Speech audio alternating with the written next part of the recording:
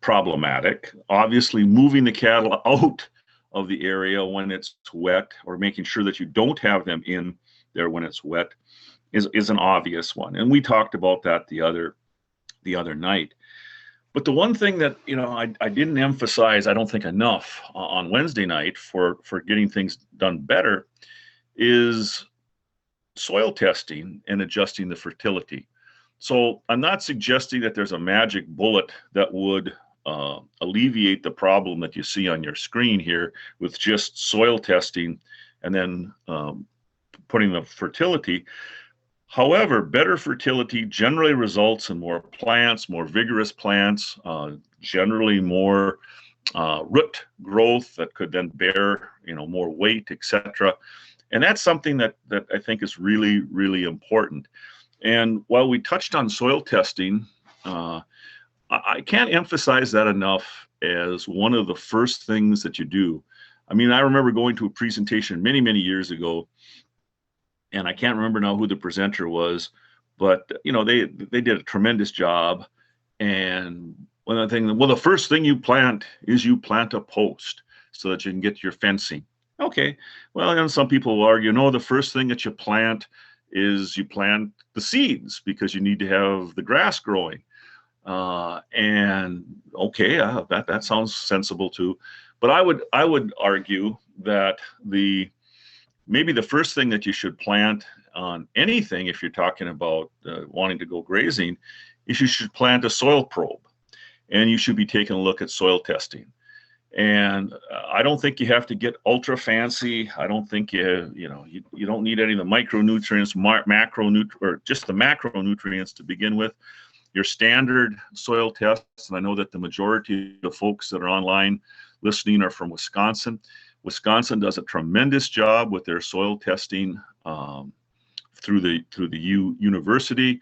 You also get a wonderful reduction in price. It's very, very inexpensive. Just to let you know, I farm in Minnesota, and because I was used to a lot of the soil testing results from Wisconsin, I would send my soil, over to Wisconsin. And, I would pay almost double what you paid for a soil test because I wasn't a Wisconsin resident.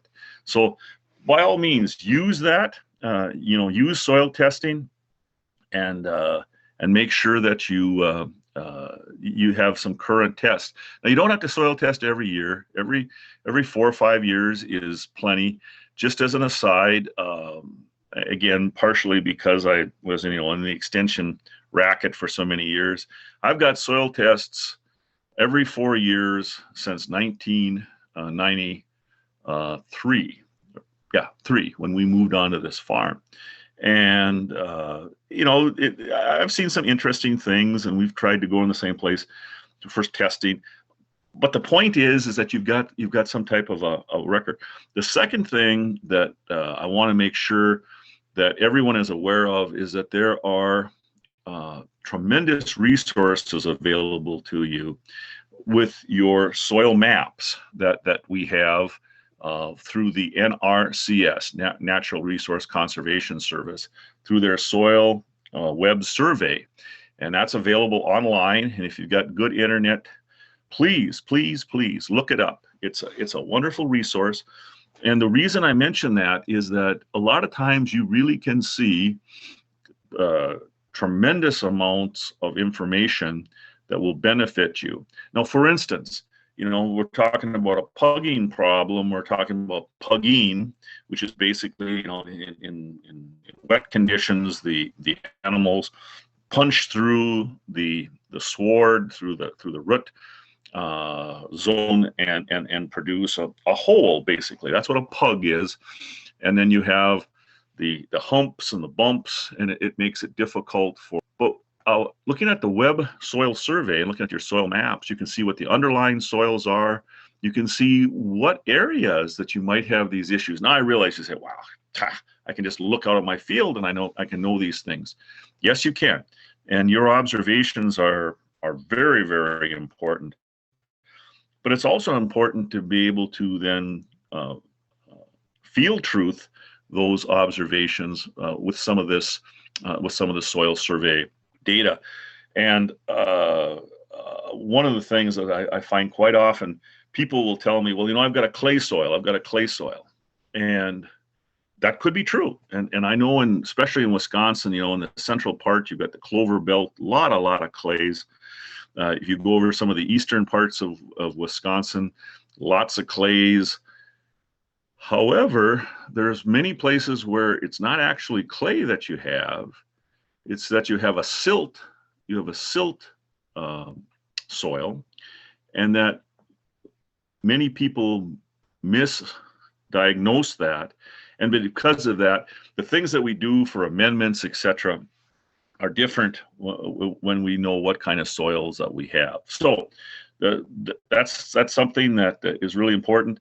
And then talking about the pugging, one of the things we didn't talk about is that in really extreme cases, it might be an idea for subsoiling. You may have what they call a lens, either a clay lens, or you may have a plow lens, or a tillage lens, or a compaction lens that could possibly be broken up. Generally, we don't recommend massive or deep tillage because it's breaks up the structure of the soil, and it's not generally something we want to do. But if through your soil survey investigations and through your own observations, you find out that you might have a clay lens or a hard pan or a tillage pan, then that might be an opportunity. And then the other thing, of course, is that we can talk about doing some subsurface drainage, or surface drainage, to make sure the water doesn't stay there. And then lastly, the very last thing, because it's the most expensive, is you can think about doing some limited tiling. And that's not a dirty word. I think it can be appropriate in certain areas, but that would be kind of your last resort. And then finally, as we talked about last Wednesday, overseeding and interseeding different species, wet-loving grasses, etc., legumes that can stand things. We can definitely then get some changes. So that's kind of an overview on the pugging pastures thing. And I hope none of you have pastures that look like this one. But if you do, there are some things that we can work with it. Can I get the next slide, please? Okay, so once again, just gonna talk about the soil testing. We talked about, or I mentioned that. And I just can't emphasize that enough. If you're really trying to fine tune stuff, you should have some soil tests. And again, I'm not trying to belittle anybody or be confrontational, but I have to say that if you don't have a soil test, you're really trying to farm with one arm tied behind your back and one leg tied to an oak tree. There's really some tremendous amount of data in there, and again, it doesn't cost that much. And so I'd have to really stress that you should take a look at some soil tests, and also remember that a soil test doesn't tell you enough information. And quite frankly, if I've been on some farm and I say, well, do you have a soil test? And I say, oh yeah, we got a soil test. I said, okay, where is it? And then they'll bring it, and it might even be current. I said, that's great. Okay. I said, here's one soil. Okay, where's the rest of them? I said, well, we took one soil test. I said, well, how many acres are you trying to graze? Oh, 100.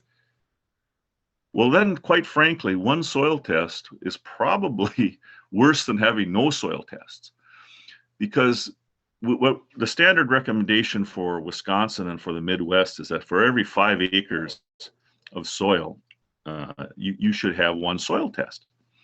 And again, by using your soil maps, then you can find out what are similar types of soil. And so then you try to take the soil tests with those similar soil types and management. And then that gives you some really good ideas on how to get things done. And they may not correspond to the way your paddocks are laid out. I mean, for instance, soil types don't often orientate themselves in either nice rectangular blocks or anything. You know, they have some very irregular outlines. So we make sure we get a soil test, we make sure that it's represented, and make sure that you have enough of them. You know, at the very least, you should have at least one soil test from each paddock if it's 5 acres or more. And then ideally you should have it, you know, 5 acres or less for each soil test. So that's kind of what I wanted to talk a little bit about on soil testing. And then, like I say, during the discussion, we can get more in depth. So if I can have the next slide. So if you look at the very bottom of this slide in the center, between the dandelions and some of this other forage that we have there, you'll see a huge plastic cup for coffee. And I put that in there just to give you an idea of scale. I know this is some of our best land that we have on our farm. It's down in the valley. Often let's see, off to the right, there's an intermittent stream that runs. And for karst country, you know what, we have some very, very interesting land features. And so that stream will run sometimes, and sometimes it'll run about 400 or 500 feet onto the farm, hit some rocks and disappear into the ground.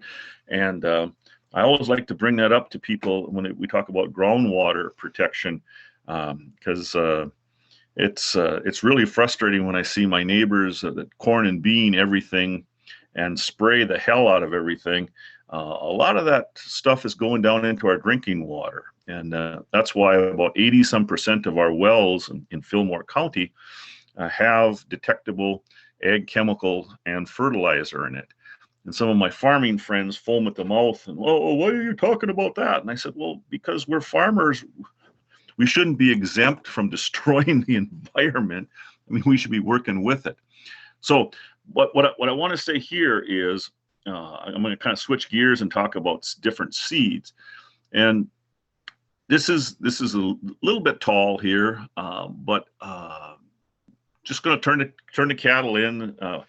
But there's some tremendous forage, and one of the things that I do recommend is that from time to time you do till up some of your paddocks and put in different seed. And I've talked with some grazers, and they talk about, well, you know, if I got to tear up a paddock and add seed, or if I got to interseed, I have failed. And I kind of scratch my head and I say, well, why have you failed?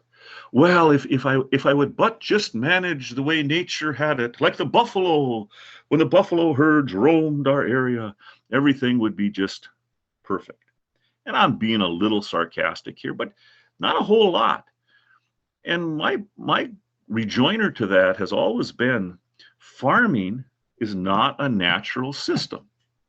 Now, as much as we try to work with nature, what we're doing is unnatural.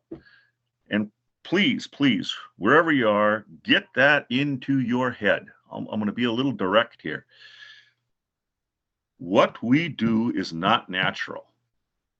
But what we do is work with nature's principles to try to achieve our goals and not do too much damage to our environment.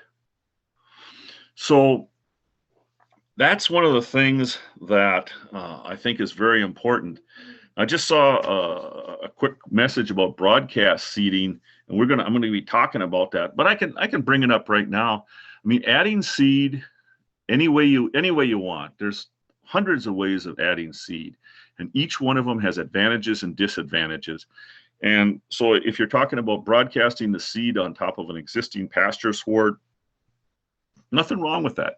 As a matter of fact, for red clover, that's one of the things that I would recommend that everyone do. You know, put a pound or maybe a pound and a half of red clover seed every year, broadcast it. And I don't care when. You can broadcast it for a summer. You can broadcast in the summer, you can broadcast in the spring, you can do frost seeding. So I guess it's a little late for frost seeding now, because that's the idea of freeze and thaw, and that will help get the seed in. Nothing wrong with it. I think it's a great idea. The thing to remember, though, is that you're going to have a small percentage of that seed sprout, because it's got so much number one, sprout, and then survive, because it's got so much competition with other things. Red clover happens to be one that can do fairly well with that. But I would much rather see, if you're looking to get things done relatively quickly, and you need to get things up and running, and because many of us are trying to juggle that thing between enjoying our wonderful farm and making sure that the banker is paid, so I mean that's a legitimate juggle. I think we've got to take a look at interseeding. So interseeding or tillage, I think I don't think there's anything wrong. You haven't failed if you're taking a look at tillage. And I know some people say, well, tillage is evil. Well, tillage isn't evil. Tillage just can cause problems. I mean, you change the structure of the soil, you can have erosion issues, there's cost to it, all of those things. But it's a balance. It's a balance. And so if you're going to renovate by tillage, maybe a 10th of your farm or a 20th of your farm every year, so that you can incorporate fertilizers or lime. Because one of the things that we talked about, I think on Wednesday, if you're taking a look at your soil tests and your pHs are way out of line for what you want to grow, I mean, let's say it's way below, let's say it's 4.7 pH, you should be growing blueberries. Well, maybe then you can add some lime. And the way that lime works, it has to physically attach to the soil particles. And the idea of putting lime on top, it does neutralize some, but it takes about, in general, about a 1/10 of an inch per year. So most of us don't have enough years left. Now, if you could live 200 or 300 years, yeah. But remember, at the very, generally we say if you're really, really super lucky, you've got about 50 or 60 growing seasons to get things done. And if you can't, that's kind of the issue. So let's see, we were talking about seeding. Oh yeah, and then I think I mentioned it before about having certified seed versus common seed. Expensive seed doesn't necessarily mean it's better, but I will tell you that certified seed does have a bunch of parameters that they have to pass. And so unless you really know what you're doing, I would suggest getting certified seed. And I think I saw something pop up about coated seed, and nothing wrong with coated seed, especially on the clovers, making sure that you have the inoculant, the rhizobia on there.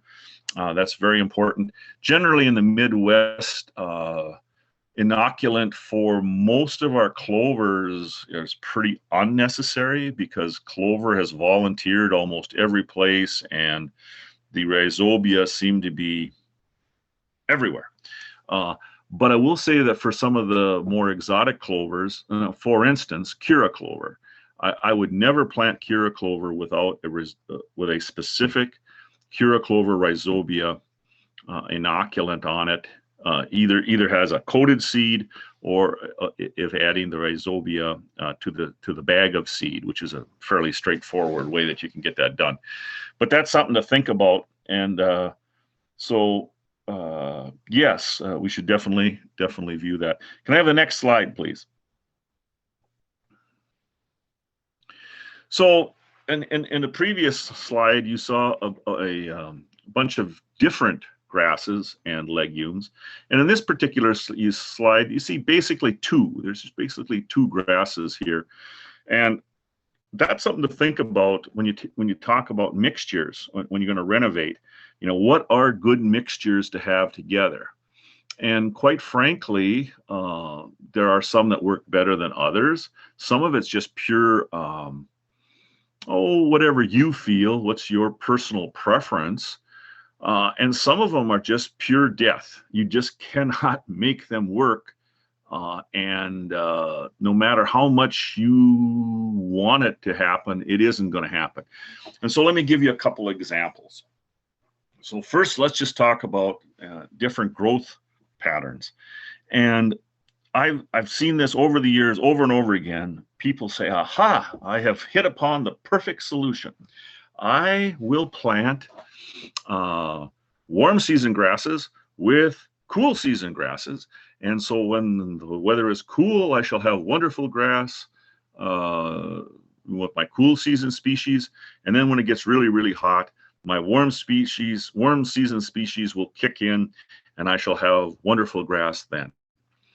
And, on the surface, okay, sounds like it's a good plan. And it doesn't work for crap.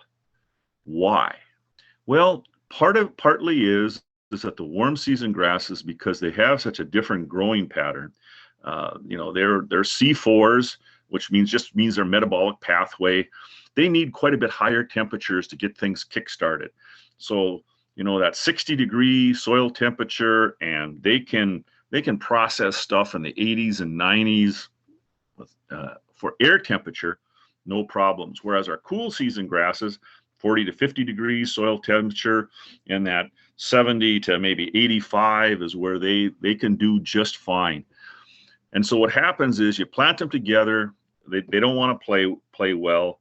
It takes a long time to establish. And then what happens is that during the grazing of the cool season grasses by whatever species of livestock you're using, you destroy your warm season grasses. And in 33 years, I only saw one operation that kind of maybe was able to have mixed species, warm season, cool season, to work. So what I tell people is that if you want to use warm season, and the warm season grasses would be, they're mostly bunch grasses. So like, the Eastern Gamma, Big Blue Stem, Switchgrass, Indian grass, and all of those have their own issues and situations. But they can be grazed, and especially for beef cattle, stockers, sheep, you can make those work fairly well. But my suggestion is put those in their own separate paddock, so that you say, okay, during the summer slump, this is something that, when we have these high temperatures and relatively drought conditions, I can use these paddocks, and I can rest my cool season paddocks.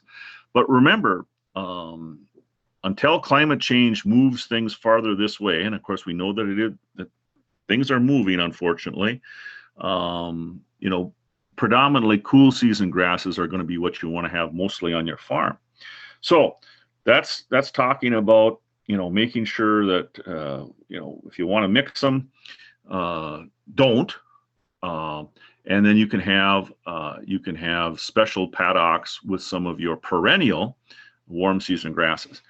And then this is a segue into, planting annuals. And that's the other thing.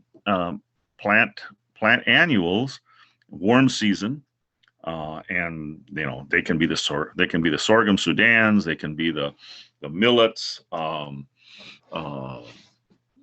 sorghum, corn. Corn is actually a kind of a modified. It's not technically a warm season grass, but it will take a lot. So grazing corn is a wonderful thing that we can talk about. And so that comes back to that we can do some tillage, or if you choose not to do tillage, you can use chemical to prepare the soil, etc. Can I have the next slide, please? Well, maybe so this is just showing some of the grazing in Nicaragua when I worked there. This is actually on a rotationally grazed farm. And this is up in the mountains. We're at about, I think, 3,000 feet or whatever. So it's a little cooler up here. There still is coffee and bananas being grown.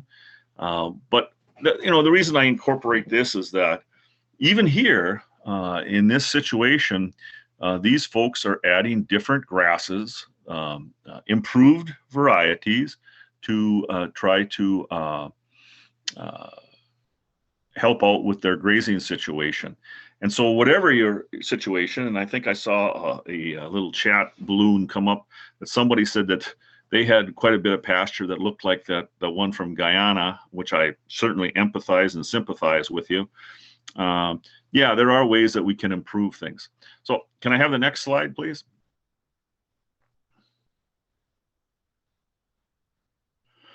All right, this is just a mineral feeder on that same pasture in Nicaragua. And I put this in here to remind myself when we talked on Wednesday, one of the things that you can, for fine tuning and optimizing your paddocks, not only is taking a look at different species and different mixes of grasses, but then also by putting different species, animal species together. And I mean, the most common one that we see is cattle and sheep, or cattle and goats. And so the idea is that especially the goats, they like to browse, they like the taller stuff. So that was one of the things that we did in Nicaragua quite often, is that we would incorporate, maybe one goat per 15 head of cattle, so that they could eat some of the less desirable forbs and plants, while the cattle then could browse on something else. So that's something to think about, is to have mixed species. And I know some people say, well, I'll be goddamned if I'm going to have goats, because they'll be out all the time. And while goats do, it is a challenge to keep them where they belong. They can be taught. To be around electric fence. And then if you don't feel like teaching the goat to be around electric fence, or training the goat, you can use technology. And I was looking desperately to find, I've got a slide someplace, but in Nicaragua, what they do is they basically take 2 fork sticks, tie it around the goat's neck, so that it basically he or she has got outriggers. And so when they try to crawl through the fence, they can't escape. And then the high-tech version that I saw of that is a smaller device, but it's basically made out of aluminum, or very light metal.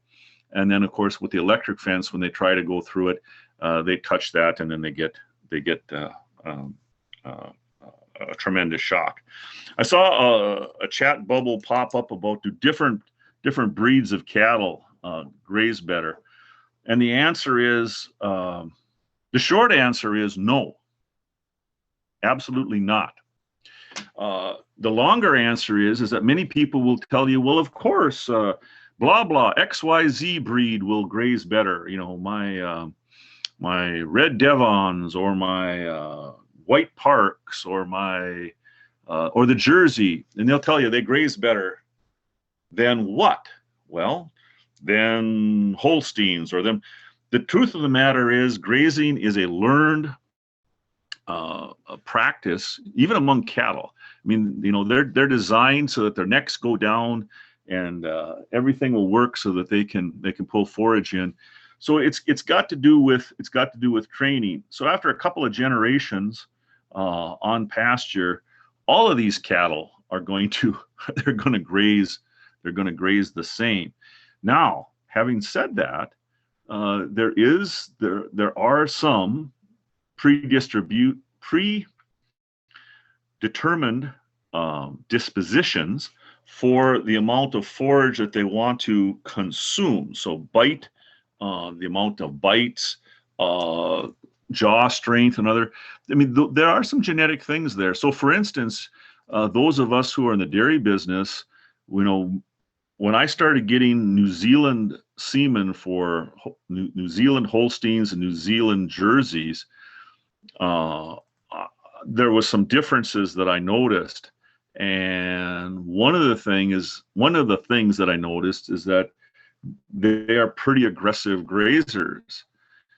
And by aggressive, I mean they seem to be chewing all the time. I mean, you put them in a shade paddock where there's trees and other things, and if you short them a little bit on feed, those ants would pull the bark off a tree, whereas some of my other animals would not be nowhere near as aggressive. And it wasn't that they were starving. That wasn't the point. But the point was is that they just, they've been selected over many, many, many generations that grazing is what their thing is. So the short answer is, you can say, well, but then obviously there must be a perfect breed. And again, I'm being a little facetious here. I got to be careful. But of course, there is no perfect breed. Having said that, if you've got, 10 or 20 or 30 generations or 100 generations that, have not seen pasture as some of our Holstein, dairy Holsteins have, I think you can weaken their grazing. He said that instinct, obviously, but I wouldn't go terrible wild on that. Is trying to find species. I'd say it's more important to have put together a good paddock and let them put their heads down, because I've seen that even in confinement cattle. You can weaken, you put them out on grass, and I've never yet seen you can weaken cow that will not graze. Okay, somebody's going to prove me wrong someday, but so far they haven't. One of the reasons I put this slide in here, that's just a homemade mineral feeder made out of a tire, and they have to cover their minerals a lot, because during the rainy season they've got a lot of problems. But just a quick aside, for those folks who haven't raised sheep or goats, the mineral requirements for sheep and goats are slightly different, and they're really different from cattle. And so the idea, and for instance, the big thing is copper. Too much copper will kill sheep, kill them dead. And so if you're going to add sheep, and even and goats to a lesser extent have some other metabolic issues, so cow that will not graze. Just be real careful on the mineral that you put out there, that it doesn't contain materials that will affect. So pure salt, no problem. But if you're putting the reasons I put this slide in here, that's just a homemade mineral feeder made of this mineral salt out there, can be huge problems. And especially if you got dairy cattle and you're adding selenium. Selenium generally isn't an issue for any of us got a lot of problems, or can kill any of the mineral requirements really different from cattle. And so the idea much copper will kill sheep, kill their extent, have some other metabolic issues. I'm going to talk a little bit about that. And then another caution, and I want to be real careful problem. But if you got dairy cattle and you're adding selenium generally isn't an issue. If I was in person, I don't problem any of our species generally about that. And then the last caution is horses.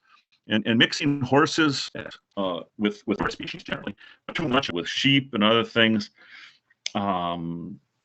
can be a real problem.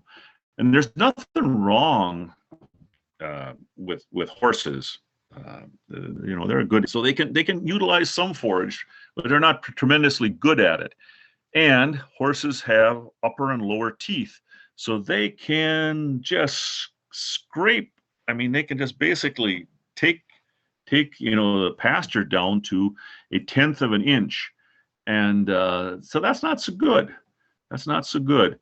And so what I tell people is there's nothing wrong with having horses. And in fact, out west, you can see a lot of the during the winter, a lot of folks will put one horse in with their beef herds, because the horses, with their hooves and the way that their front legs work, they can dig through snow a lot better. And then the horses will open up the grazing for the stockpiled forage for the cattle.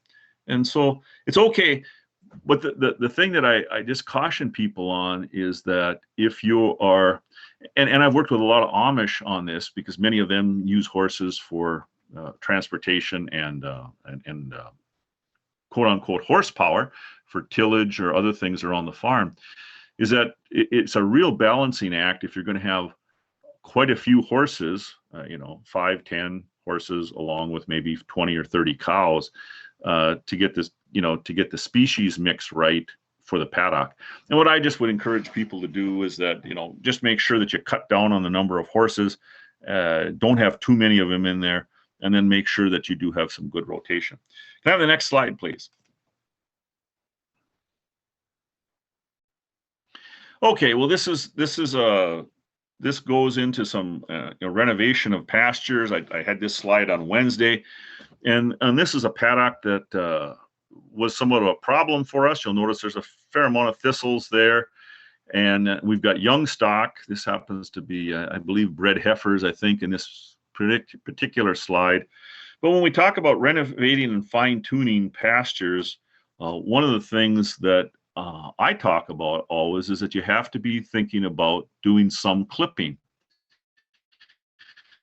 And just like some people feel that they have failed and that that they should never till up anything, some people say, well, if I have to clip, I have failed.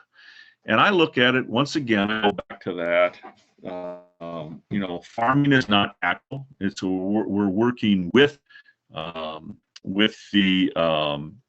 nature and trying to incorporate things, but we're doing things that just don't normally happen. And so clipping the pasture at least once during the year, I think, is a really good idea, and preferably before the weeds set seed. And you can see here, this is a little late. This should have been clipped a little bit earlier. But as I've been telling my 7-year-old grandson, and he kind of understands it, you know, what is a weed? Well, a weed is simply a plant out of place. So yesterday when we were going out to our garden spot, there was a couple of trees that had been uprooted. My son had knocked down with the skid loader and taken out of the paddock. And I asked my grandson, I said, well, were those weeds? And he said, if they were in the wrong place, they were weeds. And that's basically what we've got with our thistles. And I know that there has been some work, you know, where they've actually trained animals to eat thistles.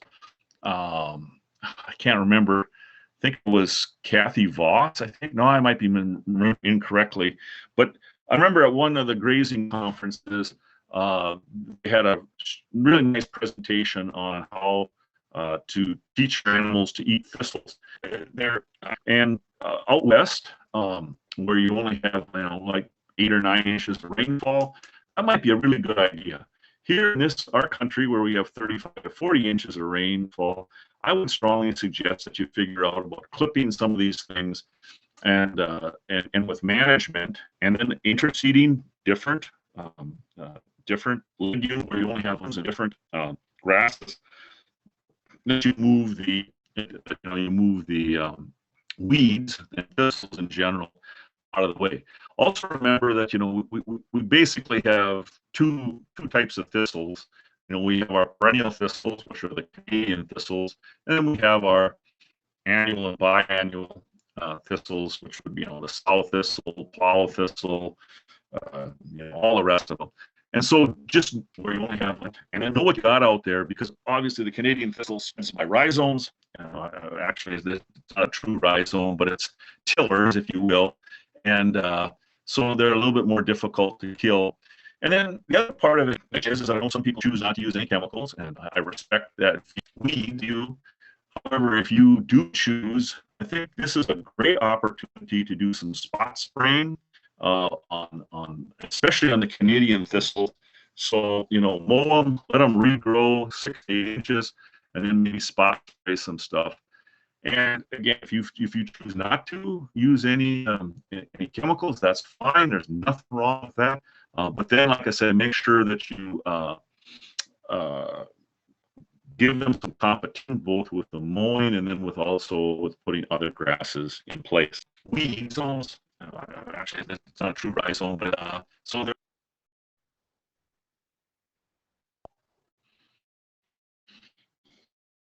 Okay, 2 types of thistles. You know, we have our perennial thistles, which I respect that view. However, if you do choose, I think this is a great opportunity. Okay, Vance. Can you still hear me?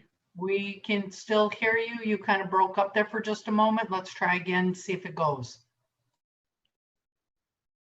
Okay, we'll see if, so can I have the next slide, Mary?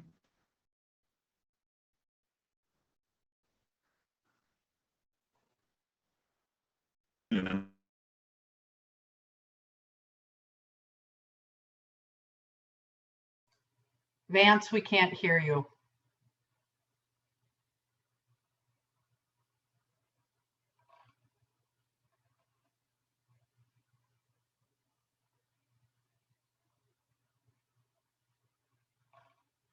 Can anybody in the audience hear me? Yes, Mary, we can hear you. Okay, so. He just faded for whatever reason. Yep. And so hopefully he will call back in shortly. We really appreciate everybody's patience with our technology. The one thing I find cool about this picture is look at his high-tech fence posts. Okay, can you hear me now? Yes. I can. It's breaking up a bit, Vance. Oh. Things still not working right? Now I can hear you yet now, yes.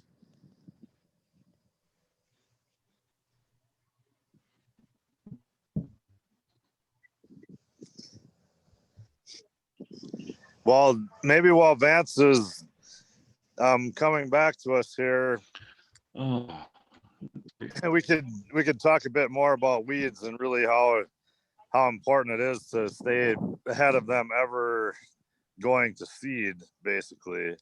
And that's what Vance was mentioning with the clipping and, you know, just even pulling or maintaining on a fence line and just really not letting patches get out of control.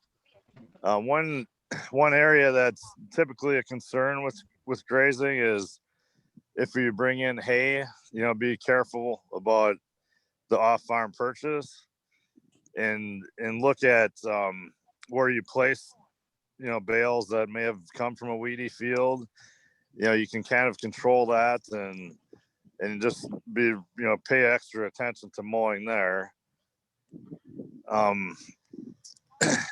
So realistically, you know, we can get it to where, you know, we can have just more space for, you know, the beneficial, obviously our forage plants and, you know, even putting in pollinating plants. And, you know, the idea now too is, you know, having, if you have a section of fence that you can offset or even along a woods or any edge line, you know, we can put in some prairie species or, you know, flowering forb plants. And that really helps with having beneficial insects and bees and just maybe even some habitat for other wildlife, birds. So just things to consider. Okay, it looks like we've got Vance trying to come back in. Okay, thank you, Vance. And if you can't hear Vance just yet, I'll make a pitch here. River Country has a seed program with prairie seed available, and it's really kind of cool to see some of these prairie establishments that have been planted and maintained here. So, okay, Mary, is Vance back? He's on the phone, but he needs to *6. If you can hear me, Vance. Yep, I'm back on. Okay, so I've dumped my computer, so I'm going to bring up my presentation. Oh, let's see. So yeah, we've got slide number 9, and it was, people noticed it. That was one of the reasons I put that slide in there. Those are living fence posts that we put on for Nicaragua. And once again, I just wanted to show you. I showed you earlier the slide of the kind of the mountain, and this is in the same region, but this is using improved varieties, and so we can do different things. I do appreciate Kevin's comments about taking a look at the different seed, and about some of the doing some stuff along fence lines or where you have shade issues. Those are all important things. I think just looking at the time, I want to bounce down. I think it would be slide 14, which is basically it shows a watering tub. And so then I want to just kind of talk a little bit about really fine tuning to make sure that we get some water in the pastures. So hopefully Mary has found the slide with the blue watering tub and the full float that we have, that I have in there. Okay, sounds good. I have that up, and there's beautiful red clover leaves floating in it. So. Yep, that's right. That's the one. Thank you. And so, on Wednesday I touched on this a little bit, but I really wanted to re-emphasize this today. So let's say that you've been grazing for a while and things are going very well, and you're liking what you're seeing, and you want to step it up a notch, or you want to, change gears and make things. Adding water to your paddocks, especially for beef and sheep and goat producers, is really important. And the reason for that, and I stressed that on Wednesday, and I'll stress it again this morning, is because we have to have that even manure and urine distribution.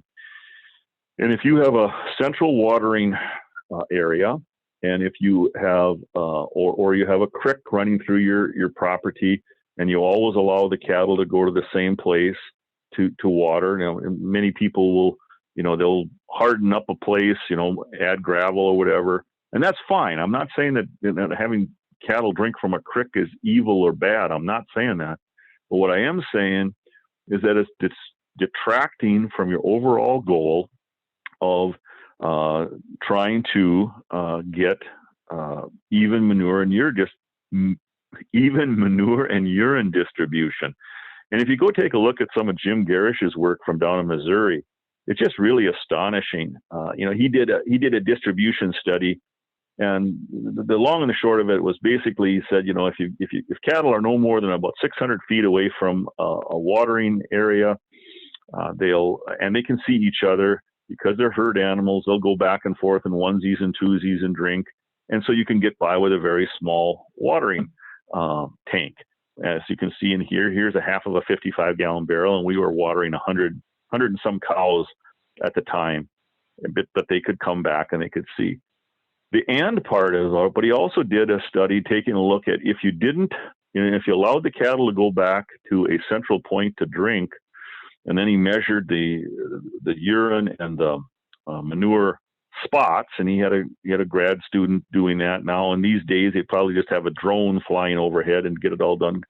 But the long and the short of it was, if you had a central watering point rather than the watering point out in the paddocks, it would take somewhere between 60 to 100 years before you'd have every square foot of that area have a manure or a dung pat on those square foot, on the 43,560 square feet in the acre. But if you had the watering tank out there, it was only 3 years.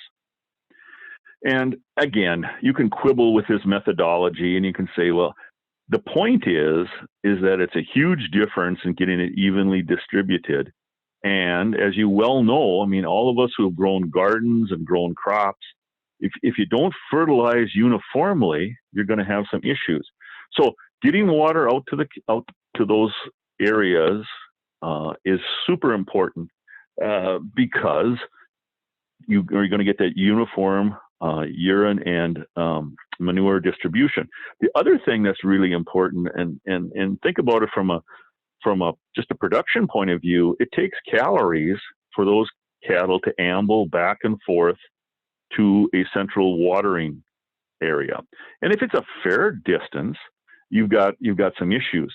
And as far as calories go, so if you're looking at maximizing meat and milk production, and again, for dairy, it's a little bit different because we bring them up sometime, either once a day, twice a day, or whatever, to milk. And so we've got watering opportunities up there, and then we have to bring them. But having said that, if you're a cow-calf producer, you're actually still producing milk because the cow is producing milk for the calf. And if you're doing stockers or raising dairy heifers or whatever you're doing, you're producing meat and muscle. And so if they're not burning up calories going back to find the water, life is good. Life is good. So let's see if I can figure out. No. Oh, all right. Let's try it from, okay.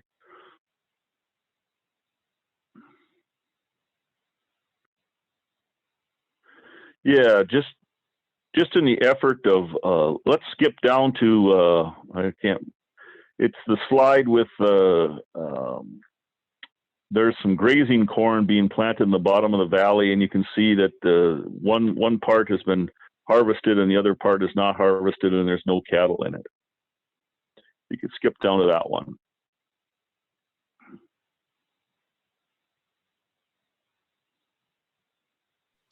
I'm thinking it's slide 18 where there's one paddock that's just leveled. Yep. And then there's the one to the right, or to the left, excuse me, and there's a lane on the right side. Yes, sir. We've got it up. Okay. All right. So the other thing then that I wanted to touch on is both the summer slump and some of our summer warm season annuals. And so this is again in the valley. This is some of our best land, and I wanted to renovate and put some new varieties, not different species, but new varieties, but of the same species down in the valley. And so we decided to do a little light tillage, and then we planted drilled in bin run corn. And yes, you could have used brown midrib, sorghum Sudan, or you could use millet. You could use all kinds of stuff. But I like corn. Number one, it's really, really cheap. If you use bin run, I planted about 130,000 plants per acre, and so it's really cheap. And I don't have to worry about any kind of prussic acid poisoning or any other issues with it. And this is a way that when if you do some light tillage and you want to do some renovation anyway, you can do double duty. So you can add more forage to your season, and then after you're done with that, then you can do a late summer seeding of many of our varieties and our species that we want to use. And let's see. I think if we go to the next slide, that shows that's winter oats and turnips, and then some pre-positioned or positioned bales. As you can see by the trees, this is a fall picture, and again, so we can use it in midsummer, late summer, and then into the fall. And then we can also use, especially that oats or any other cereal grain that you choose, you can use that for stockpiling, provided we don't get too much snow. We can stockpile that into the winter. Let's see. Excuse me, Vance. Can you? What's that? Excuse me. Can you go into a little bit of discussion about how fall oats are kind of nutritionally different than spring oats? Yeah, well, I mean, there's a couple different things going on. The part of it's got to do with day length. Part of it's got to do with growing temperatures. But in general, some of our fall planted oats and some of the forage oats have really, really tremendous characteristics. Lower lignin, So they're just super highly digestible. Whether it's spring oats, summer oats, or fall oats, the immature plant, oat plant, is a dynamite piece of feed as long as it hasn't headed. So as long as the grain is wrapped in the flag leaf, it hasn't shot. You're going to have some tremendous quality there. But what happens for our fall planted and using fall oats, and there are some different varieties for just forage oats, which were basically bred to have low lignin. So they're just dynamite. They've got good tonnage. The bad part about some of those, though, is that they do have a tendency to lodge because they don't have the lignin or the types of lignin that the other oats has. They were designed to be for forage. They do tend to fall down a lot, and so we can have some problems with that. But just a tremendously important forage. And as I'm thinking about it, that was part of the reason for those bales out there. That forage was so high quality for our dairy cows that we were having some issues with it. So what we did was we basically made smaller paddocks. The cows would go out there. They would basically vacuum up the turnips and the oats, fall oats, and then they would say, "Oh, well, we need something else to eat," and then they would be eating on the bales. And so that was just a way to balance our ration on that thing. But all of those things are ways to try to move things up and keep your nutrients out on the paddock, recycling it, and it's always a balancing act. Like I said, I wish I could say that after 30 some years of grazing, I was an expert, and I won't say that I am. All I'm saying is that I've learned many things, and I have many more things to learn. And there's nothing so good that it can't be better, and that's what I'm taking a look at. So we're learning different things, and I think we'll kind of leave it there. I realize that my hour is up, so maybe now we can open up some more questions or just discussion of other people have different ideas. And just remember now, I can't see any of the chats or any other things. So Mary, you're going to have to communicate to me through the phone. Okay, let's open it up. Are there any questions or comments?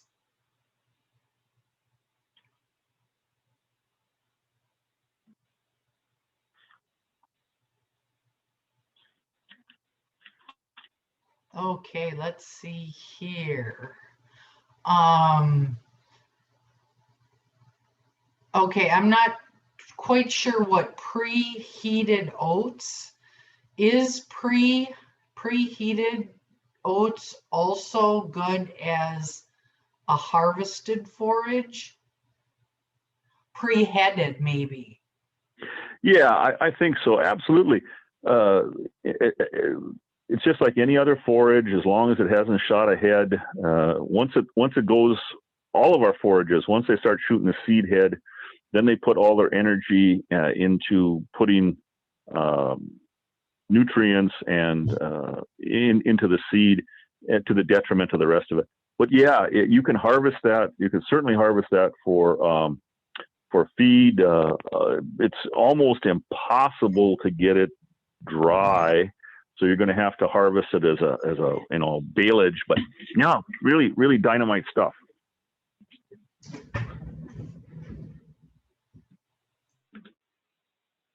Oh, one thing is, as people are thinking about getting some questions, or if there are, one of the things I had on my notes here and I didn't touch on was that quite often people I have heard thinking that they're going to improve their pasture, they say, well, I have to aerate it. And there's a whole bunch of different tools that you can buy. There's these spiked drums that you can run across in various configurations. There's a whole bunch of different things. And I guess I want to be, I don't want to be too rude on it, but I got to say that the research just doesn't say that it does much good. there's been a few different research projects that have shown a little bit of good. Maybe there's some, but I know here, at least in the Midwest and among the grazers that I worked with, I mean, about 10 years ago, somebody got an aerator in our Great River Grazers group, and they thought that was the answer to everything. It was better than sliced bread and round doorknobs and or lever locks. It was, and quite frankly, they did a lot of work with it, and it really didn't do anything for them, and they eventually sold it. But I've looked at research out of Kentucky, out of Missouri, out of Minnesota. You're probably not going to hurt a lot of things with aerating, and the data indicates that it does no good. So I would certainly suggest that you would, take your money, your energy, and your time and spend it on other management practices rather than screwing around with aerating, unless it just really trips your trigger. Because I don't think it's going to do a whole heck of a lot of harm, but the data would suggest it does almost no good also. Okay, Vance, we have a question. Okay. Looking for recommendations for using an ATV to place temporary posts and polywire. Looking for a way to speed up setting up the paddocks. Right. Well, and again, if you've got an ATV, you've already got one leg up. We run the Honda brand here. So, we sling our leg over the top. So this is going to be for those type of machines. If you've got a side-by-side, you can do things differently. But for the ATV that you ride like a horse, what has worked really well for us, and we've developed a method. So we built a 4-foot box that goes on the back, goes behind the rider, straps onto the basically the luggage rack, so we can put our fiberglass posts in there, and we use the 3/8 fiberglass posts, and we use no insulator. So the idea is you go out, you choose where you want to put them, you drive there, and you just reach behind and you pull out that post, and then you just lean over and you put the post in the ground, and then you continue driving. And then once you've set up the posts, you connect your polywire, and then you drive back among the posts. You connect the polywire, but you don't energize it. You just connect it, and then you just go back, and then you loop each one of the posts, and that's all you need is one loop.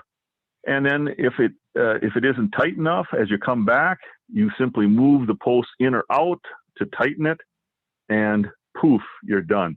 Now, some people say, well, yeah, that takes a couple of trips. Well, yeah, but you never have to get off the four-wheeler, and you're moving quite fast. So that's the way we do it. I've heard other people have had. I've seen people do this. I have never done it. They basically get a golf bag, and so that they've got their posts there, and then they have it slung over their back, and so they kind of pull it out like pulling out arrows out of a quiver. All of those things. But one of the things I strongly suggest is don't use insulators on your posts. Use just the straight fiberglass posts. The pigtail posts, nothing wrong with those. They work okay, but they're a little more expensive and not really necessary. But that's a suggestion that I would have. Okay, and now we've got at the beginning. Vance mentioned 7 key points. Could you please repeat those points? Yeah, absolutely. I mean, I was looking at the, so what I was trying to do is I was trying to have 7 things I was going to be sure to cover. And I think, so we talked about the plugging on the pastures, or pugging on the pastures. So we went through that, and if you've got that issue, you should do some things. The second one was a common versus a certified seed. I think I pounded that into the ground, but I just there's nothing more expensive than cheap seed that doesn't work. The third thing is making sure that you renovate pastures. You know, you can do late summer seeding, you can do frost seeding, you can do spring seeding. And the caution, I don't think I brought that up, but remember that, you know, improved management can cure a lot of problems, but it can't cure everything. Sometimes we do have to reseed. So when I was renovating the pastures, the fourth thing I was going to touch on, and I did at the end, was aerating pastures. Really not an important thing. I talked about weed control. You know, don't be scared of mowing. Don't be scared of, you know, spot spraying it if you choose to use chemicals. And even if you don't choose, I realize even within the organic arena, there are materials that are sprays and are chemicals that are approved. There's some biologicals, et cetera, that can be used. Make sure you look at every avenue that you do to control the weeds. Then sixth was a summer slump. Make sure that we have methodology to take care of that, and whether that be stockpiling forage, whether that be putting in summer annuals, or whether it be putting in summer perennials that are in different paddocks. We should take a look at that. And then last but not least is the idea of taking a look at some multi-species grazing. But if you do multi-species grazing, be sure you know what you're doing, why you're doing it, and how it's going to affect things. And then the kicker that I put on the multi-species grazing was don't if you're going to mix horses in there, horses are a large animal with a different set of teeth than most of our species, and so we have to be really careful with them. And then lastly, the idea of the different minerals that can affect and kill. Copper, for instance, can kill sheep, so we got to be careful about feeding minerals. So those are the 7 things I wanted to touch on for kind of fine tuning and optimizing this morning. And there's literally hundreds of others, but those are the ones that I was hoping to get some information to you this morning. Okay, fantastic. Now we have a question on what are your thoughts about using the living trees as fence posts? Best method for attaching fence to the trees, suggestions. Yeah, the living tree thing kind of blew my mind when I was in Nicaragua and in other countries, because they do the same thing in Dominican Republic, Haiti, other areas that I've been to. And, there's pros and cons to it. I mean, the one thing I really like about it, of course, is that they're using the local resources. I mean, this is a local tree. They cut branches, they pound the thing in, it sprouts leaves. And so that's positive. I mean, the negative thing, of course, is pretty damn hard to tighten fence. Generally, these are perimeter fences that they put them on, and then they generally just pound barbed wire with fence staples into it. And so there's, I really hate barbed wire. I think, it may have its place. I'm not sure where. I'm hoping in a really, really hot spot in hell. But the thing of it is that if you're going to use living trees here, I would still suggest that you use high tensile wire. And then as far as attaching it, there's several different methodologies. But one of the things that I just absolutely personally detest is putting a nail into a tree, a steel nail or an iron nail. Because it can cause a lot of problems for whoever is either going to cut out the fence line or if you're ever going to make anything into lumber. So what I always suggest to people is that if you're going to attach, either tie something onto it, and then you got to be careful on that too, because if you tie, like, for instance, plastic twine, which is it's everywhere. As a tree grows, because the tree grows, outward, and the outside layer is where the xylem and the phloem go for keeping the tree alive. You will literally kill the tree. And I've gotten into some Oh, it's been very frustrating. I've had a couple of really beautiful oak trees that I wanted to save, and I never even thought about it. But I hung a high tensile wire on them with uh, uh, just twine from a big square bale and plastic twine, and came back several years later and realized that the tree was dead because it had grown and that had effectively cut it off. So what I tell people is that there's some really wonderful aluminum and copper alloyed, what they call forester nails that you can buy, and they're not that expensive. And the idea is that then you can pound those into trees. They can hold stuff for you. And if a chainsaw with an iron, chain hits it, it'll chew it right up. So that'd be something I would suggest is that you can certainly hang stuff from there. There was a colleague of mine actually in the North Country, northern Wisconsin, that came up with some type of a rubberized deal, kind of like a bungee cord and a piece of plastic to put around trees. And the idea was that then the tree could grow, and it would actually expand this bungee cord, and it was robust enough to last for a number of years. And the idea was in that the tree could also be harvested, later on with little or no damage to it. So the living tree thing, I don't think is a terrible bad idea.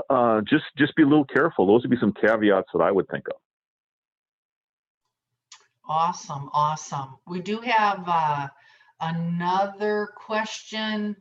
What strategy do you use to integrate grazing with winter forage production in terms of stockpile and hay and your hay harvest management? How do you commingle all those different types of forage management that are going on during the growing season at the same time? Yeah, that's a $64,000 question, and it's a great one. The short answer is that you have to skate where you think the hockey puck is going to be, and so that means you have to plan. You have to be thinking, and sometimes you'll make heroic assumptions based on the best knowledge you have, and you're going to fail. So, for instance, one of the things that I take a look at, if you're thinking about grazing and extending your grazing season into the winter, or taking a look at some of those things, you can't be implementing those things, the month of. So, for instance, if you're starting stuff in September, trying to take a look at for November or December, that's probably too late. And so this is what I take a look at, or what we try to do here. And again, there has been some terrible train wrecks. So I want to advise you that anybody can fail based on new data, and Mother Nature bats last with the weather. But having said that, if you're looking ahead 2, 3, 4 months, and you're trying to think about some of these things, you got a much better chance of making it work. So, for instance, we'll talk about let's say that it's a fairly typical year, but we're getting decent rainfalls, and so it comes in June. Boy, you've got forage up the yin yang. Things are really going well, and you're thinking, well, what can I do to make things different? Well, obviously, if you've got forage up the yin yang, then harvest some of it. And that's one of the things we've set up all our paddocks. They're relatively narrow. They're about 300 feet wide, and then they follow the contour of the land. And the reason for that is so that we can hay them. And so if we're feeling pretty good about how things are going, the soil moisture is pretty good, obviously we'll start making some late first crop or early second crop, however you view it, and set some of that forage aside. Now, one of the things that we try to do is we try not to harvest everything at once. While we have the capacity to do that we could probably knock down everything in one day, we do try to stretch our harvest over, at least 5-6 days. And part of that is to try to stagger your growth curve for when the stuff comes back online. So then you've got some stuff that has been harvested. You're still grazing the rest of your paddocks, but now generally growth is slowing because after June 21st, we're taking a look at shorter day length, and things might be getting a little drier. And so then all of a sudden we're going to be needing to bring some of these paddocks that we harvested for winter forage back into our summer forage grazing. So let's do that. Well, then so let's say mid-July, so you've got another 3 weeks that you've grazed and you've looked at things and you're looking at the long-term forecast. You're saying, it looks like it might get dry coming around that 1st of August or whatever. Maybe I should start letting some of the paddocks go to a little bit of higher residual. And the reason for that is twofold. One is that you're basically, by letting them get taller, you're effectively stockpiling some extra forage, somewhere around 300 pounds per inch per acre. And then the other part of it is that higher residual adds a little shade and makes the ground temperature just a little cooler, which means you have a little bit less evaporation. So that's something that you're going to be doing. And then what you're going to be taking a look at, you're going to say, well, are there any paddocks that I want to renovate? Or let's say that for whatever reason, you want to put in a different species, you want to put on a new variety. So let's take a look at that. And then so in July, early August, you're going to be planting something, or at least I would be planting something. And I would be taking a look at, I'd say probably the 3rd week of July, if you're taking a look at like grazing corn or forage sorghum or sorghum Sudan or millet, and I would put in multiple plantings. Again, I wouldn't try to, you got the capacity, but don't plant everything at once. Plant maybe 3 or 4 acres here. And just a rule of thumb that I do is about 1 acre for every 10 to 15 cows, and you can, or animal units, if you will, you can convert. And so the point being is that we would plant that, and then we would have some stuff coming up that would be sequenced, so that you'd have different heights and growth points within like a week or a week and a half, and that would give you another. It would move you down the road. Now, all this time, you're watching the weather. So if the rains have returned, well, great and fine. You're going to have more forage than you're going to need. You can go back and then you can harvest some for winter forage. Or all of a sudden you can say, no, I'm going to then start stockpiling. So I'm going to leave some of my paddocks to grow a little bit taller and then take a look into the winter. And then lastly, take a look at what species you have out there for trying to stockpile. One of the things that I thought early on, well, God, I've got like 30 acres of basically reed canary that I've planted on some of my upland slopes, and I thought that'd be a really great thing for stockpiling. Well, I'm here to tell you that reed canary stockpiles awful. It's not a good thing at all to stockpile. So that's one of the things that I learned. So make sure whatever species that you have indeed has the right physiological characteristics that can allow it to stockpile. Because some of the stuff, for instance, the fescues and some of the meadow fescues, while cold weather is the best thing that can happen to them, there are others like reed canary that they just fall down in a mat, and it really is not a good thing for stockpiling. So that's just one scenario that I would look at. And then the other thing is that if you're really looking to do some interesting things, definitely think about some of the other species that we can plant, some annuals that can really stockpile. For instance, the turnips, the kales, the brassica family tolerate cold really, really well, and generally are pretty good at stockpiling, provided we don't get too much wet, slimy weather. There can be some issues with that. But those would be some things that, you know, that'd be just kind of a quick scenario that I would throw out. Okay, we've got another quick question about companies that may provide carbon capture credits to grazing operations. Are you in the know at all on the whole carbon exchange thing, like they did, what, 10, 15 years ago they tried that? Yeah, a little bit. I mean, I've been following that, and it certainly is heating up. And let me just you know, an effort of full disclosure. I am not an expert on this by any stretch of the imagination, but I have been following it. Grassworks has been following it. The Green Lands Blue Waters group, which I'm a member of, we've been looking at some of this stuff, and I know I've been following some of the stuff that Laura Payne has been putting together with the what is it, Grasslands 2.0 or whatever it is. But the long and the short of it is that there are opportunities for farmers to reap some rewards from the carbon captures, and there are companies that are paying money to do this. It's still, near as I can tell, very hit and miss. The thing that that I have been reminded of is that, you know, there is a new sheriff in town.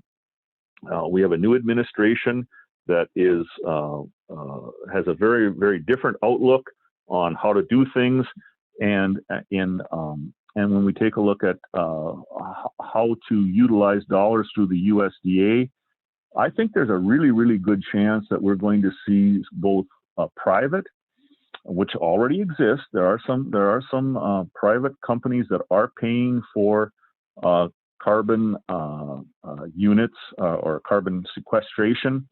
Oh god dang it, I'm trying to think of the name, but there's a couple of them but I cannot vouch, and so I'm kind of glad I can't remember the name, but I can't vouch for how well or how reputable they are about paying farmers, etc. The thing I do know, though, is that I do know that with the focus on on climate change that the current administration is going towards, and the mandate to use USDA funds in a manner that will facilitate at least the attempt to make some positive inroads on climate change. One of the things they are talking about is carbon sequestration. So what I would say is certainly keep looking around. There might be a golden opportunity to cash in on what you're already doing and getting paid for it. And you know, it's the old adage, don't be the first to buy or the last to try. And so I'd say, yeah, let's kind of be a little careful on some of the early stuff. But once things start rolling, I think that there's some really good opportunities. And just a real aside, I know I was listening to a discussion for the Dairy Grazing Apprenticeship Program, and they were looking at working with some carbon sequestration scheme, and I'm using the word scheme in the British sense, which just means a program, methodology, etc., to be able to get additional dollars for their grazing dairy farms because they had so many acres in grass, and it was fulfilling some function that this particular organization wanted. So I know they're out there. That's you know, it's a little vague, but I would say you know, keep tuned on the USDA part of it, because it really looks like maybe this summer or at the very latest maybe next spring they're going to be rolling out some programs here. So that's exciting. And having said that, you know, I think I want to be a little bit careful that we don't jump in too fast. Let things get a little mature and make sure. But I just look at it as a win-win situation. We participated in the CSP program, a conservation, security program, through the NRC, no, FSA, NRCS. I'm getting my acronyms mixed up. And that was a really nice payment when it first came out, the first iteration. And it basically rewarded grazers for doing what they were doing. And then, of course, then it encouraged other people to also do that. So I'm cautiously optimistic we might have some of those programs coming along. And if anybody knows of anything specific, like I said, I am not ready to specifically endorse any program right now.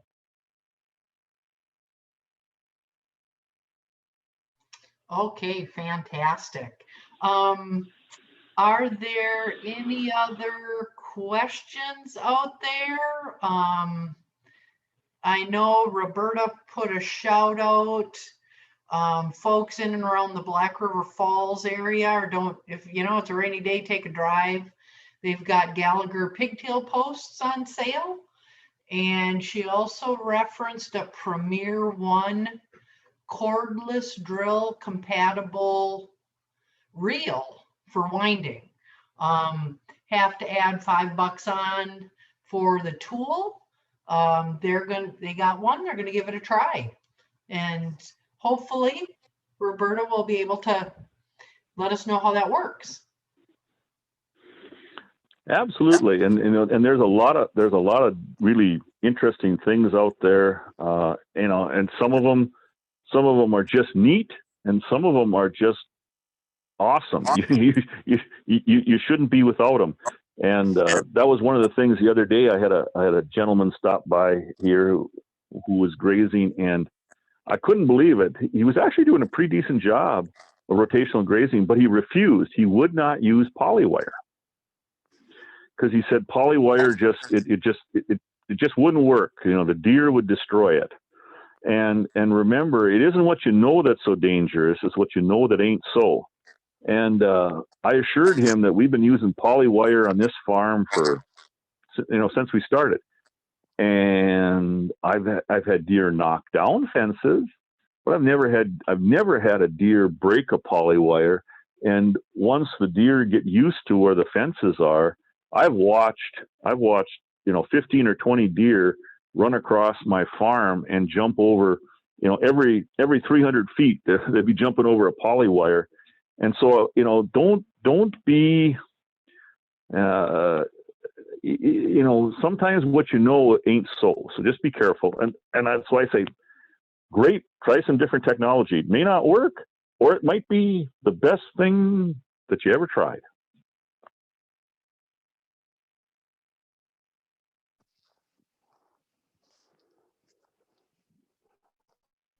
Oh, Kevin, did you have a question or comment?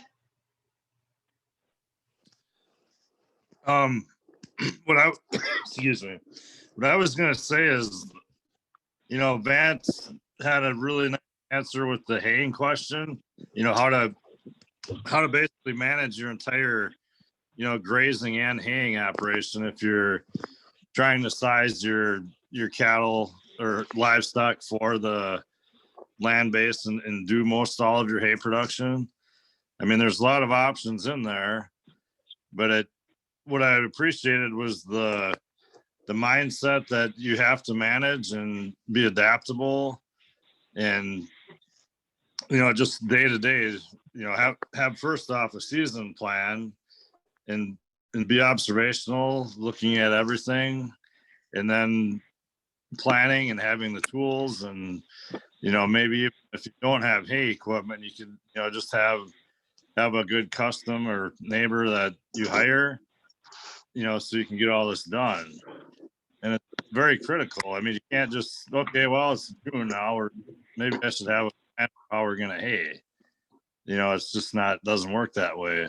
So I guess what I'd like, if Vance could just expand on the management mindset, that you've developed over the years. And, you applied that to a lot of practical things here. But I'd just like to have you go on that. Yeah, well, I think I understand the question, Kevin. I mean, and again, because we've been doing it for so many years, some of these things, it seems, well, of course you have to do this. But let me just back up and say that, you know, this session today is for fine tuning and optimizing, you know, folks who are already grazing. So I'm making the heroic assumption here that the folks that are online have, you know, had some experience and so that they, you know, they're able to kind of feel some of the rhythms and some of the things that are going on with the grazing. And one of the things that you have to take a look at, of course, you have to take a look at the calendar, and then you have to take a look at the weather and patterns and the moisture and all the rest of the stuff. But you do have to be thinking about a month at the very least, maybe and hopefully 2 months ahead of time of what you think is going to happen, and plan accordingly. And part of that is that you have to be monitoring what's going on today. And if you've got a super good memory, all right, that's great. Maybe you don't have to write anything down. But if you don't, or I should say, I've got a super good memory, but it's getting to be awful damn short. So I have to write a lot of things down. I have to take a lot of pictures. But luckily, with my smartphone, I can do a lot of different things. And let me just back up and say that for a few years, we had some dairy grazing apprentices on the farm. We had 2 of them, and so we had a little bit extra labor. And one of the things that we were able to accomplish is that we had one of the apprentices every week had a route that they drove with the 4-wheeler with a pasture stick and with a camera, and go to the same place, you know, the same number of paddocks, and take a picture and take a height of the paddock. And, you know, this is something that most people do themselves. I mean, you drive around, you look, and, you know, you got something. But here we had it documented. And the long and the short of it is that while I after many years, I thought I had a pretty good handle on it, having some of that data really helped. And you could, you know, and especially if you graph it all of a sudden you say, holy crap, I don't have as much grass as I thought I had. And my old friend John Cockrell, some of you might remember John, but he was one of the early adapters for grazing and early educators. And he said that quite often in the early years, when people would call him up, they said, yeah, this grazing is going great. And all of a sudden I don't have any grass. Now, for you folks that are, you know, that are experienced grazers, that probably isn't and doesn't happen to you anymore. But if you are getting new to this game, that's the idea. You have to plan ahead. You have to look ahead. And if things are slowing down, you have to make some management changes. And what generally happens is you know, Voisin has, if you read his book, he talks about untoward acceleration, which is just a fancy way of saying if you're running out of grass, you simply give them bigger paddocks. But because you give them bigger paddocks, you got to move around, and your rotation gets to be shorter, and it's a vicious cycle, and you eventually end up with no grass. So that, I guess, the careful or relatively careful monitoring, and I'm not suggesting you have to be a complete data nerd on this thing, but if things are slowing down, if the grass is slowing down, you've got to do something. So you either got to, well, generally what you do is you got to slow your rotation down. So that means either you bring in hay ground so that you've got, you know, you can slow the rotation down, or you feed the same paddock size, but you put some stored feed out there to slow things down so that you can get the rest of your farm to recover. You might fertilize, which is, you know, again, it depends on what you want to do, but there's nothing wrong with adding some fertilizer to stuff. You know, you don't have to, but it can certainly add more dry matter. And then all those things together, slowing it down, you know, either feeding some stored feed and or fertilizing and or then thinking, okay, I'm kind of worried. Because one of the things I always say, what's the worst thing that happened if you plant some grazing corn, you know, a month ahead of time, anticipating dry weather, and it's not dry? Well, you graze it off, You can graze part of the corn and then part of your other paddock. And then if you get extra, you can either stockpile that, or you can have you can bale it up yourself, or have it custom done. So those are the things you got to take a look at. The thing that I look at as being one of the worst train wrecks that I can have is I run out of feed, or run out of grazing, I run out of pasture, and then I run out of store feed, and I got to go in the middle of a drought and start buying feed. That to me is, I've seen that happen. Luckily, I haven't had it happen, but I remember on my dad's place having those sort of things. You talk about the worst of all possible worlds. So it comes back to, we have to be looking ahead. And as I've said years and years and years, plan for the worst and hope for the best. Because if the worst doesn't come about, things will just be better. You will have more feed, and in general, you will be more well off. But if you just hope, the old saying, you can hope in one hand and crap in the other, and you know which one will fill up first. Well, just hoping is not a plan. Did that touch on some of the stuff you were thinking of, Kevin? Oh, yes. Yeah, excellent points, Van. We've got a question. What are some of the advantages of poly wire over the steel wire?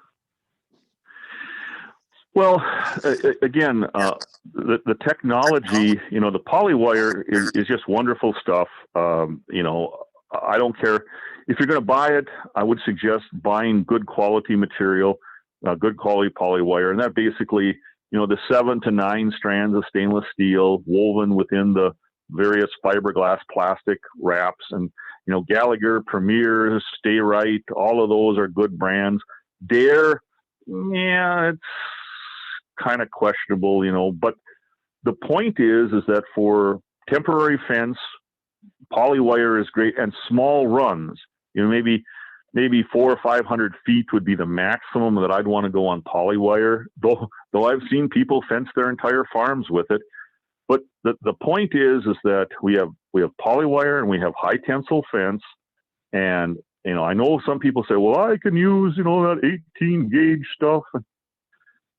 Yeah, you can make it work, but it's such a pain in the ass when things, when it falls apart or gets wrapped up.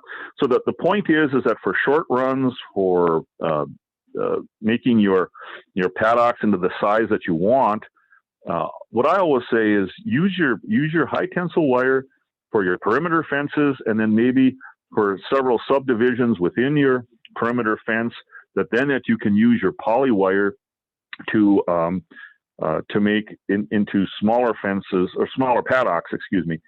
And then the other thing is that if you're a dairy, we got to get the cows back and forth once or twice, or some people even 3 times a day.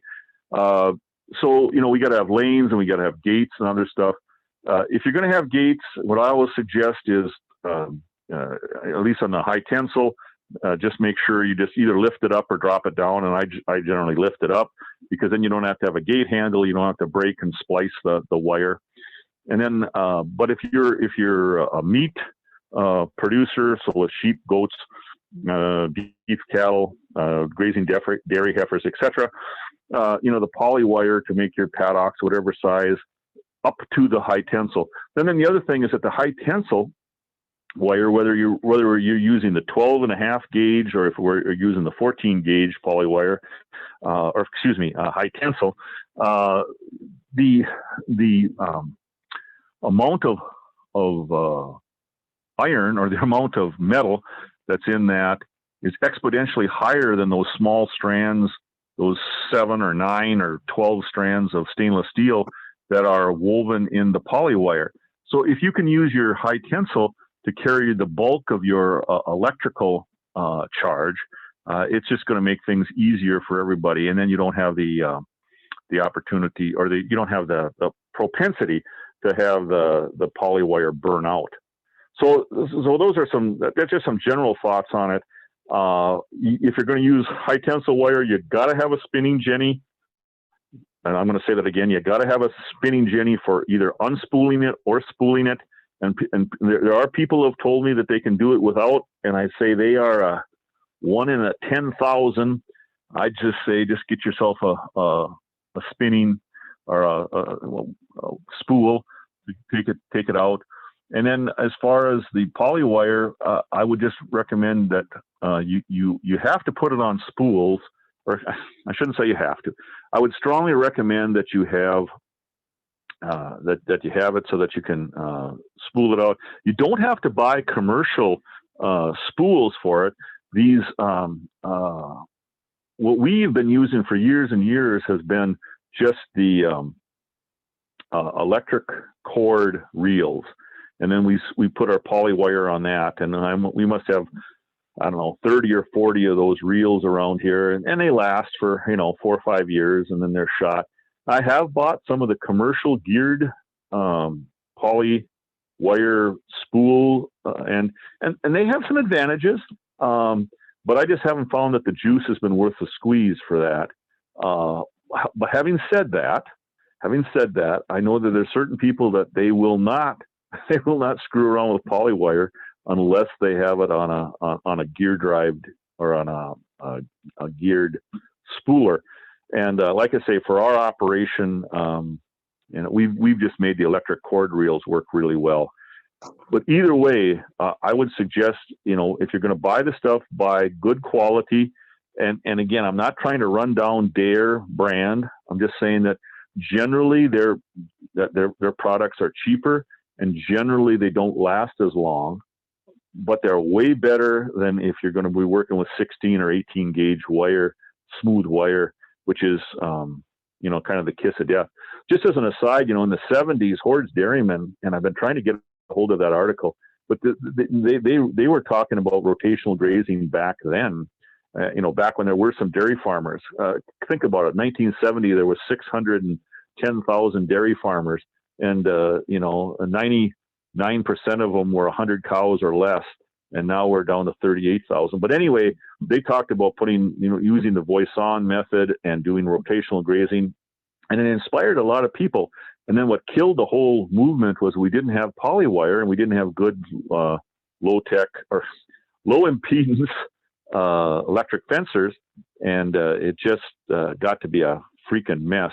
And then this what took until the 90s, till that came, the next farm crisis, until we were able to get grazing going back again in the United States.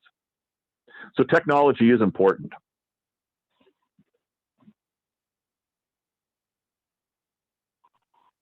Are there any other questions from the group?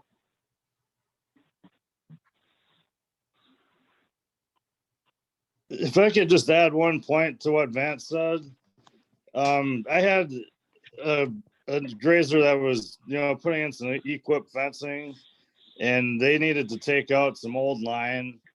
And, one resource out there is to get empty spools from your power co-op.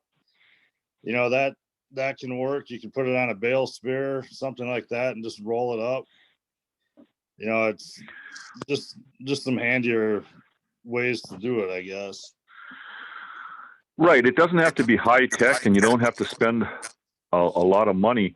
But what I would say is that if you're new to it, especially unspooling high tensile wire, I mean, if you do it with an inexpensive spinning jenny, it makes life so much easier. The thing, I guess, but the comment, or to reemphasize your comment, Kevin, is that if you try to do it with nothing, you're just going to have one of the biggest balls of crap you've ever monkeyed with. So it's just one of those things that proper technique and just a little bit of low cost technology will really give you a long way. And I can't emphasize enough that the high tensile wire, it's not magic or anything else, but it is really, really damn good. And I think that it's well worth the money. And on top of it, it actually will reduce your costs, because generally you can hang that wire on posts farther apart. so that you can actually reduce your labor and your post cost.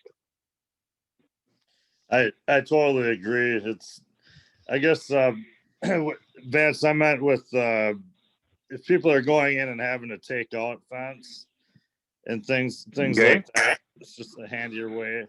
But that spinning Jenny with the brake, with the basically a spring tension control, that Yep. is absolutely required for that type. And I think too, like there's two different types of high tensile. One is very stiff; it's a little heavier, like 200,000. And then the like the 170 is a little bit lighter, but it's still strong, and you can hand tie it. So yeah. And I thanks for bringing that up, Kevin. I know that there are some requirements with NRCS that sometimes you have to go with the heavier stuff, like for their perimeter fence or whatever. But quite frankly, the difference in strength is so small, and the handling thing. I do like to have the lighter stuff myself, but quite frankly, do whatever you got to do. But both of those type of high tensile can work very, very well. And as I recall, I think I was working with Paul Dittman on some of his fencing, and I think he had a special order, at least down in this part of the world, some of the lighter stuff that most of the companies will handle. I believe it's a 12.5 gauge versus the 14 gauge high tensile. yes, I'd like to say something if possible. Go ahead. Yeah, my experience with high tensile, Kevin, what you and Vance have been talking about is absolutely true, and I'll just add a couple other things to it. I've built a lot of high tensile fence, and for those that are not familiar with it, I used to, when I was at River Falls 100 years ago, I used to hire out building woven wire and repairing and new barbed wire. In the big picture, high tensile is the absolute easiest stuff to build. You can be an expert in about 2 hours. And as far as repair, there's nothing quicker. Now, I also agree that high tensile is the way to go, I think, with most grazing systems is high tensile on the perimeter. I like single gauge or single strand 14 gauge galvanized wire on the inside fences where you like lanes and etc. And then the poly wire on reels or whatever you prefer to use for subdividing, your larger, say 3, 4, 8 acre paddocks, pastures. Now, as far as I've since retired from grazing, but I went online and I did buy a piece of equipment for rolling up high tensile wire because I've rolled up all my fences. I couldn't locate somebody to rotationally graze my farm, and I'm not going to sit there and watch my fences go down on me. So anyway, I bought a unit. I'm done with it now. I still have it, but I bought it out of Missouri, and I've rolled up about 40,000 feet of high tensile wire with it. And it works really, it's a manual unit. It's not driven by PTO or hydraulics. You can get those too, but this unit works really slick. And you can use it for both rolling up and paying out like a spinning Jenny. And I agree that if you're going to handle high tensile wire, you've got to have a Jenny. And for those that prefer to not use a Jenny, I'll buy tickets to watch it. And so high tensile it's easy to work with. They do make 200,000 psi, 180 and 170,000 psi strength wire. Probably the most common is 180,000. And when I started building fences, I was using more 200,000 psi fence. I don't see that much of it anymore, but it is a little more brittle than your 170 and 180,000. And I prefer the lesser, the 170 or 180 myself. So just saying, thank you. Yep. Thank you for that comment. One more quick question here for you as we're right at noon. The question is, how many paddock divisions do you typically set up at a time? So you've got your 10 acre field. As you move, Okay. how many paddocks do you set up at a crack? Well, the way we do it is that we try to have like one paddock set up ahead of time. So as for our milk herd, but then generally we're running 3 classes of livestock simultaneously on the farm. So you got the milking herd, you've got some, you've got the bred heifers, and then we have our calf herd. And so we move them all along the farm. But as far as having the number of paddocks set up ahead of time, I think it varies all over the place depending on what you're wanting to get done. Because we do it from the 4-wheeler, we generally don't set up that many ahead of time. So maybe we'll have 1 or 2 days, and we move every 12 hours. So we might have 2 or 3 paddocks set up ahead of time, and don't have to think about it. The thing I always tell people is that the best way to destroy a grazing plan is sticking to the grazing plan. And by that, I mean, you got to adjust to conditions. So if you think, okay, well, I'm going to graze paddock A, then I'm going to graze paddock B, then I'm going to graze paddock C, and I'm going to do it on such and such a day. It's going to be 2 days of grazing here, 12 hours or whatever. But all of a sudden the weather conditions change on you. You got to be cognizant of what's going on. And so if things are getting wetter, or things are getting drier, you're going to have to adjust. So I don't like to set up paddocks too far in advance.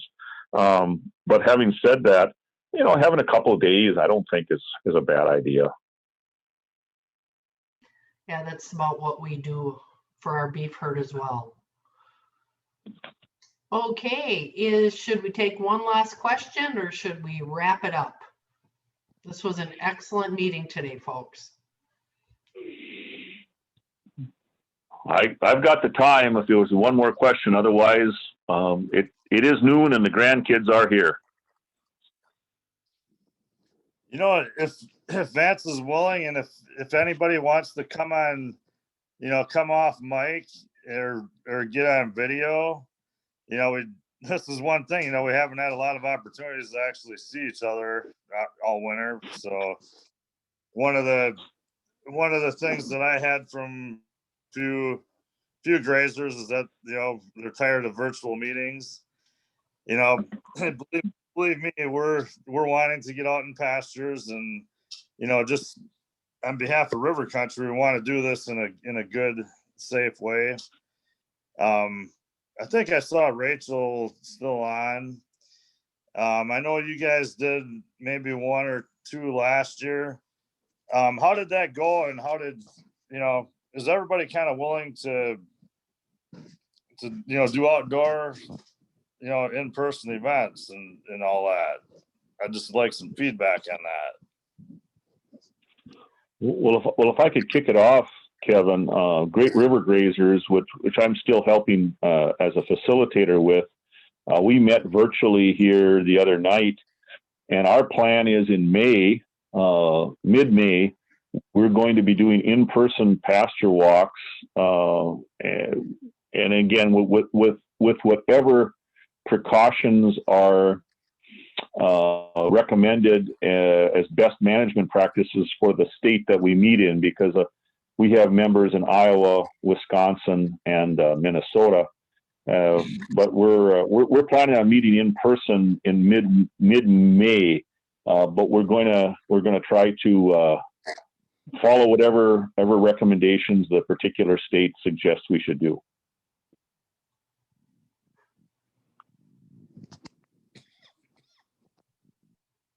Are there any comments from anybody else on meeting in person versus doing more virtual?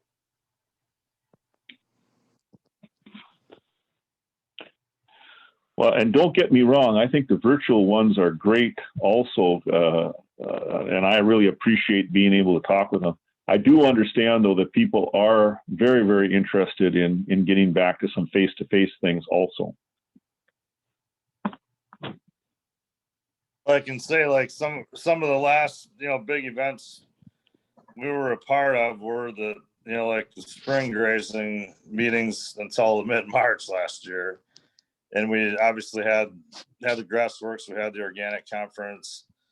So we missed that. And, I hear you, if we're, like Vance said, we're following the guidelines, we have to be responsible for everybody's health and everything too. So, just considerations we have to do. But, we've obviously had the farm, keep on going just as normal as it possibly could. And I've been very fortunate that we're out here on a farm, and especially grazing. So anybody else that wants to comment, and also, like, people willing to host, if we do get a schedule going here, what kind of topics and, who would potentially want to host. Yeah, if there's folks out there interested, you can just let us know. We'd be more than glad to get you on the schedule as we work forward to figure out when and what time we should be starting our in-person meetings. Of course, we will be in contact. Each county here in Wisconsin has kind of been left to their own devices to figure out how they want to handle in person, et cetera, et cetera.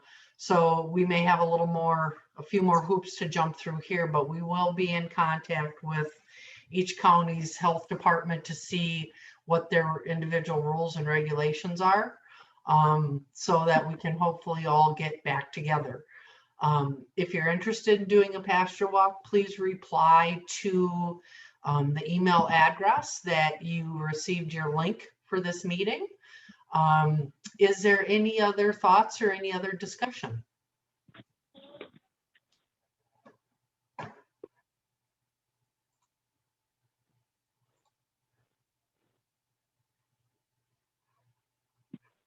I'm just, excuse me, I'm just trying to unmute here. There was some talk about Kurt Pate, who was, he's really great with the cattle handling instruction. He'll be in the area, I think, in June. So we're looking at teaming up with an event like that.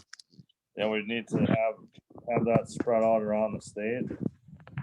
So if anybody's interested in that, that'd be possible. Who's coordinating that, Kevin?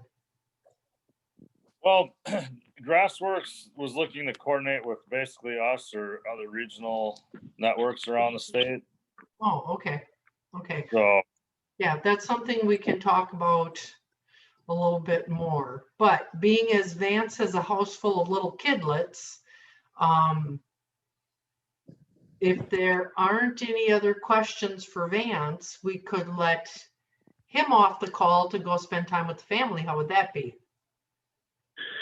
Yeah, I really enjoyed chatting with you folks. Thank you so much for the opportunity to do that. And I hope we can see each other in person in the near future. So yeah, I do need to handle some of the grandkid responsibilities. Thank you so much, and we'll talk again. Thank you, Vance. Thank you, Right. Vance. Yep. Give our best Yep. to Bonnie. Okay, fantastic. Now, are there any other thoughts, any other points to discuss?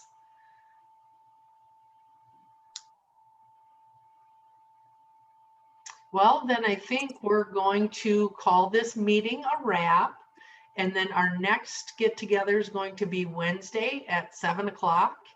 And we will be hearing from Jason Cavadini on how cover crops fit into our grazing operations. So looking forward to seeing everyone again on Wednesday evening. let us know if you have any questions, comments. You've got the emails, and we can all talk some more soon. All right. Thanks, you. everybody.